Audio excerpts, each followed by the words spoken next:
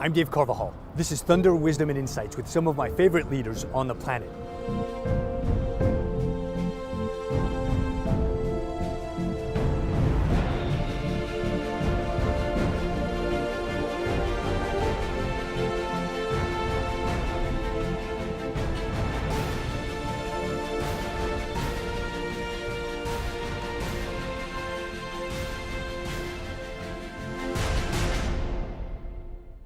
As far back as you can remember, Martin, what was maybe your first entrepreneurial venture, or what were some of the things that you did early in your childhood that made you realize that you were different, that you were maybe self-aware, that you kind of understood things in an entrepreneurial way?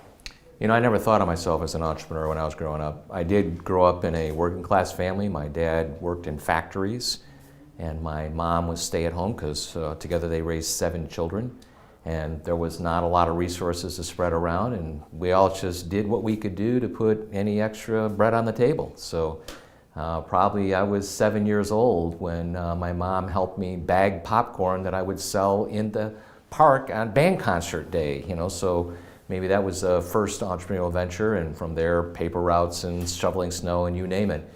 But when you don't have a lot and you're trying to do more with what you have, you learn to be industrious. So my background was probably not any different. I certainly did not think of myself as an entrepreneur.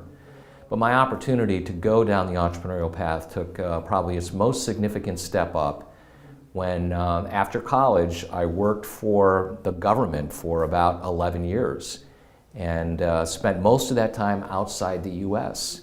And it was a wonderful experience that I would never trade again because I learned so much about the world. And it was a wonderful cultural experience living in both Asia and Europe.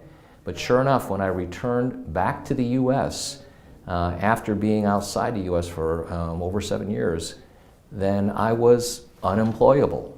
And that's what happens sometimes when you work for the government for too long, because even though I had certain skills and believed that I had certain value in the marketplace, nobody would hire me.